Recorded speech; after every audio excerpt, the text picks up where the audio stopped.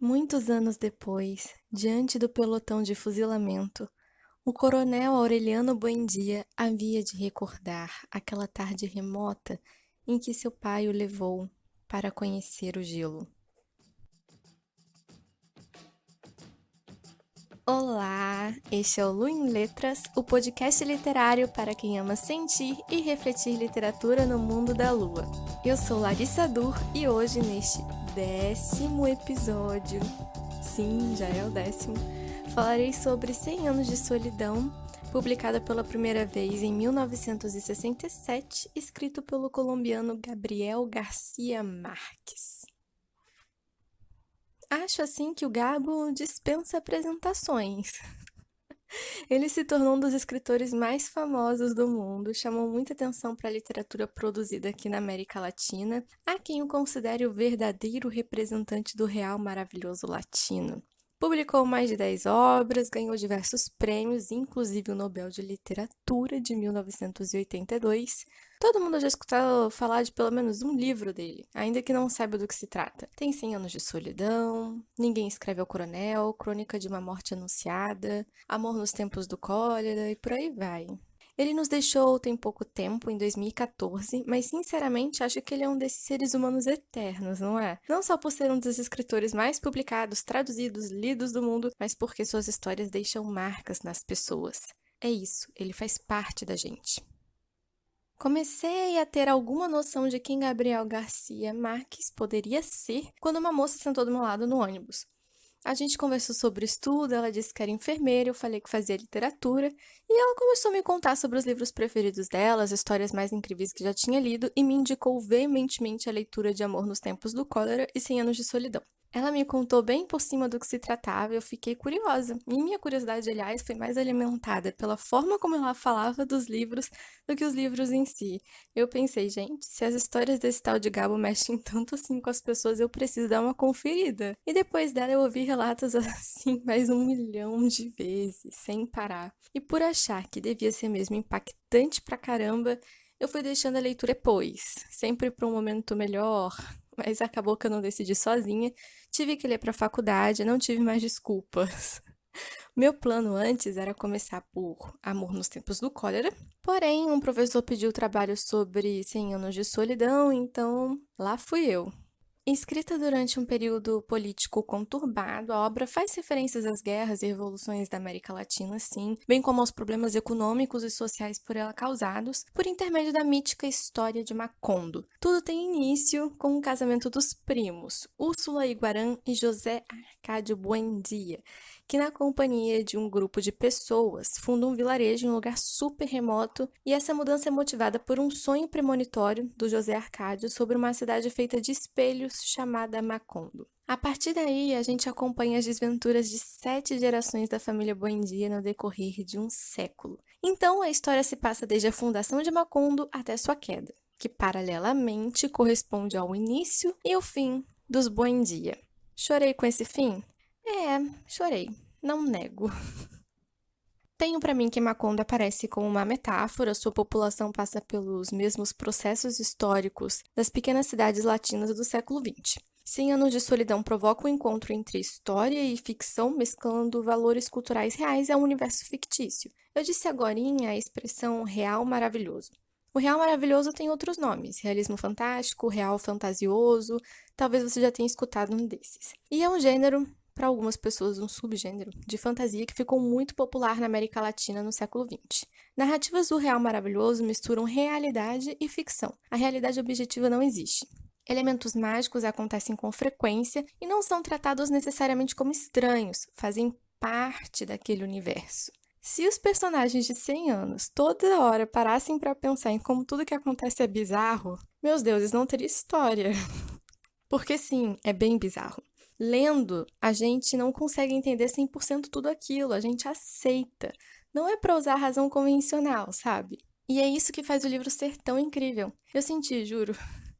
Podia ser a minha avó contando aquelas loucuras. E eu digo vó porque é o exemplo mais próximo que eu tenho, mas pode ser qualquer senhor ou senhora que goste de contar contos. Fala do que aconteceu, mas sempre cheio de floreio, dando um ar mitológico para os acontecimentos, e no fim das contas você já não sabe o que é real ou não naquele relato, não sabe separar as coisas. Quem conta um conto aumenta um ponto, né? E é tudo bem folclórico. Essa é a palavra, talvez. Folclore. E a narrativa é de perder o fôlego. Cada parágrafo traz uma nova informação sem pausa, sem pausa. Mas uma característica que me faz ter certeza de que a intenção do autor era a mesma de passar essa impressão de oralidade, de ter alguém contando aqueles acontecimentos. A leitura de um livro é diferente da experiência de escutar um conto. Geralmente ele tem pausas, tem descrições mais detalhadas, etc. Mas 100 Anos de Solidão é frenético. E é tão folclórico, tanto é um conto popular que traz uma lição no final. Sim, uma lição de moral, que é basicamente essa. Se você fizer isto, não poderá nunca ter um final feliz. Ou o contrário, né? Se não fizer isto, talvez encontre felicidade.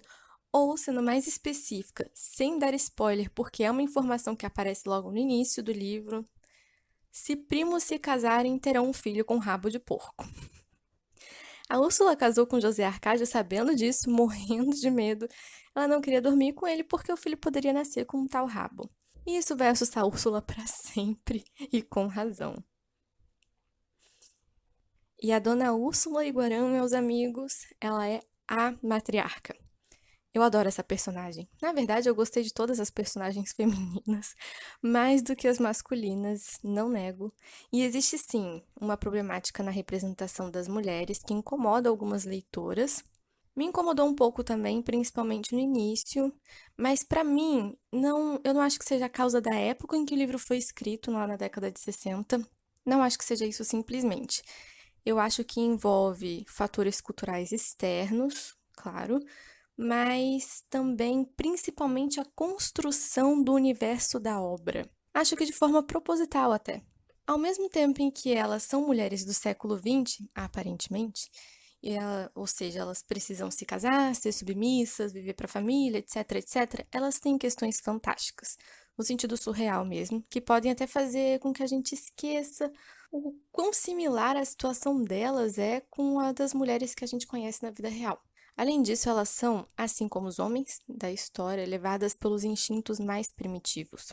Algumas são fortes, outras são ambiciosas, outras se deixam levar pelo sexo, outras querem defender a estirpe. Tem de tudo um pouco, às vezes muito. E a crítica aos homens da família, porque tá tudo em família, também tá presente. Quando eles crescem, elas percebem que não são os homens que elas gostariam que fossem. E a Úrsula vai sentir isso com mais força que as outras, justamente porque ela é a matriarca. O peso vai ser maior para ela, a decepção dela é maior. Eles se tornaram mesquinhos, errantes, brutos e por aí vai. Só coisa ruim, praticamente. E como eu disse, são todos levados pelos instintos mais primitivos. Eu ainda não parei muito para analisar essa questão instintiva, apaixonada do livro, mas tá lá o tempo todo. Pode ser, sei lá, talvez um contraponto pro fantástico mesmo, nada mais realista que nossa parte animal, que faz um par legal com as manifestações naturais da obra, porque a natureza também está sempre ali, se manifestando de alguma forma, não raramente de um jeito surreal. Então, enfim, as personagens femininas têm semelhanças brutais com as nossas vivências históricas e culturais, mas que dentre todos os cenários de violência, 100 Anos de Solidão tem mulheres muito fortes, mais fortes que os seus maridos, filhos, amantes, e elas fazem escolhas. Isso, sim, é muito importante. E essas escolhas que elas fazem talvez não fossem tão respeitadas no mundo real como são na história. As armadilhas sociais estão ali, sim, são impostas a elas, às vezes não tem escapatória, mas também existem brechas, existe uma liberdade peculiar. Isso, mais o fato dessas mulheres cometerem desvios parecidíssimos, se não idênticos aos dos homens, como eu disse, traz um equilíbrio que é notável. Eu acho notável e muito importante. É de fato algo para se pensar. E o que eu posso dizer? Deuses, muita coisa, tem muita coisa para falar desse livro. Mas eu sei o que eu não posso deixar de lado de jeito nenhum: a questão da temporalidade narrativa. Chega um momento que fica mais claro, se a gente estiver lendo atentamente, que tudo acontece de forma cíclica na história. A própria Úrsula vai perceber isso, ela vai falar, mais de uma vez, sobre essa qualidade cíclica que está se repetindo. Você está fazendo a mesma coisa que o outro fazia, quase dando spoilers aqui. E eu acho que isso acontece lá pela metade do livro, quando a Úrsula começa a perceber. Mas parando para pensar, desde o início a gente recebe informações assim. É que são tantas informações que a gente se distrai mesmo. Mas algumas expressões se repetem, indicam caminhos, mostram o futuro da família Buendia antes de chegar lá. Eu diria até que é uma história atemporal, no sentido de que o tempo nela é confuso. E ele não só é confuso, como ele não segue a ordem cronológica habitual. É repetitivo, mitológico, profético. Quem já leu o final do livro sabe o que eu tô falando, talvez. Sim, isso tem tudo a ver com Melquíades. Mas desde o início a gente sente essa profecia chegando. Já começamos a leitura sabendo de um momento futuro. Sabe aquele lance dos mitos não acontecerem em um tempo específico, mas simplesmente há muito tempo, uma vez? Se encaixa aqui também. Folclore, como eu havia dito. Quero concluir com o seguinte. Apesar da gente poder comparar Macondo com as cidades latinas do século XX, não significa que ela, na história, pela história, no livro, é uma cidade específica. Os processos pelos quais ela passa são similares aos processos de colonização em qualquer lugar.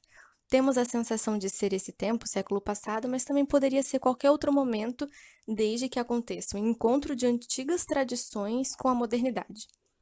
É interessante ler observando os aspectos históricos, mas não precisamos nos ater demais a eles. 100 anos por si só já é incrível, as reflexões e comparações ficam para os leitores que gostam de fazer esses paralelos, como eu. Dá para ler e aproveitar bastante sem se preocupar com essas questões. Naquela Macondo, esquecida até pelos pássaros, onde a poeira e o calor tinham se tornado tão tenazes que respirar dava muito trabalho. Reclusos pela solidão e pelo amor, e pela solidão do amor, numa casa onde era quase impossível dormir por causa do estrondo das formigas ruivas, Aureliano e a amaranta Úrsula eram os únicos seres felizes, e os mais felizes sobre a terra. Me contem se têm ideias diferentes, complementares, suposições sobre o livro também. Vocês podem falar comigo pelo Instagram, que está na descrição do episódio, @adorinletras. Sinto que ainda tenho muito para falar sobre esse anos de solidão, é inesgotável. Eu gostei bastante do livro, na verdade eu fui conquistada por ele. Aos poucos eu percebi que ele estava deixando suas marquinhas em mim.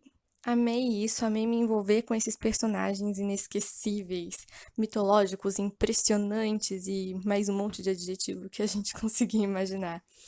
E eu espero poder ler em breve outros livros do Garcia Marques. Talvez agora, finalmente, eu consiga ter a coragem de encarar Amor no Tempo do Cólera. Com a trágica história de uma família latina vivendo no interior, Gabo atinge universalmente todas as famílias, com uma história que poderia ter acontecido em qualquer lugar, em qualquer época. Para quem não tem informação nenhuma sobre o fim, eu já me despeço aqui. Um abraço, um beijo, até a próxima. Mas para quem fica, terminarei com 2 trechos lindos, especialmente para quem já leu o livro, pois fala dos personagens que com certeza marcaram a gente. Pelo menos um deles tem que ter marcado, né? Fala do que a gente leu, das experiências pelas quais a gente passou com os Buendia.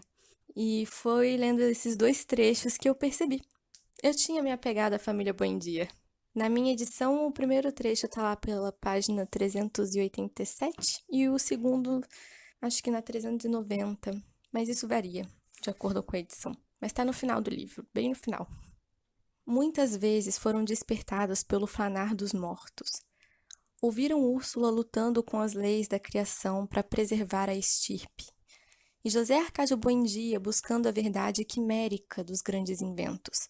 E Fernanda rezando, e o coronel Aureliano Buendia embrutecendo-se com enganos de guerras e peixinhos de ouro, e Aureliano II agonizando de solidão no aturdimento das farras. E então aprenderam que as obsessões dominantes prevalecem contra a morte. E tornaram a ser felizes com a certeza de que eles continuariam se amando com suas naturezas de assombrações muito depois que outras espécies de animais futuros arrebatassem dos insetos o paraíso de miséria que os insetos estavam acabando de arrebatar dos homens. Será mesmo que as nossas obsessões dominantes prevalecem depois da morte? Qual será a minha obsessão que vai continuar, que vai virar um fantasma? E a sua? E agora, para fechar com chave de ouro, derrubou-se na cadeira de balanço, a mesma onde Rebeca sentava-se nos tempos originais da casa para dar aulas de bordado, e em que Amaranto jogava xadrez chinês com o coronel Gerineldo Marques, e em que Amaranta Úrsula costurava a roupinha do menino. E naquele relampejar de lucidez teve consciência de que era incapaz de aguentar em cima da alma o tremendo peso de tanto passado.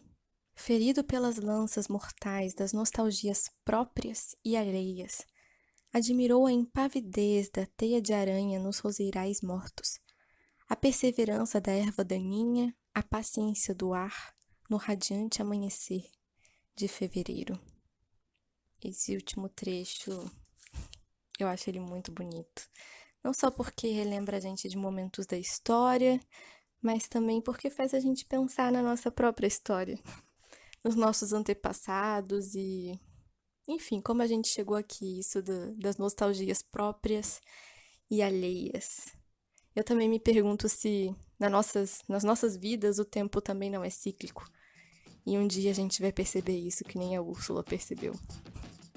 E agora sim, eu fico por aqui. Um grande abraço e um beijo. Até a próxima!